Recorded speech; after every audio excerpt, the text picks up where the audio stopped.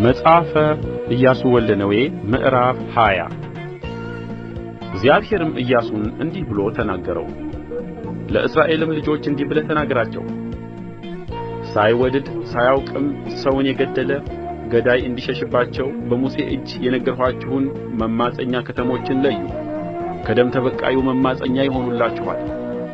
ከእነዚህም ከተሞች ወደ አንዲቱ ይሸሻል። በከተማይቱም በር አደባባይ ቆሞ በከተማይቱ ሽማግሌዎች ጆሮ ነገሩን ይናገራል። እነርሱም ወደ ከተማይቱ ይቀበሉታል፣ የሚቀመጥበትም ስፍራ ይሰጡታል። ደም ተበቃዩ ቢያሳድደው አስቀድሞ ሳይጠላው ባልንጀራውን በስሕተት ስለገደለው ነፍሰ ገዳዩን በእጁ አሳልፈው አይስጡት። በማኅበሩ ፊት ለፍርድ እስኪቆም ድረስ በዚያም ወራት ያለው ታላቁ ካህን እስኪሞት ድረስ በዚያች ከተማ ይቀመጥ። ከዚያም ወዲያ ነፍሰ ገዳዩ ይመለሳል፣ ወደ ከተማውም ወደ ቤቱም ሸሽቶ ወደ ወጣበትም ከተማ ይገባል።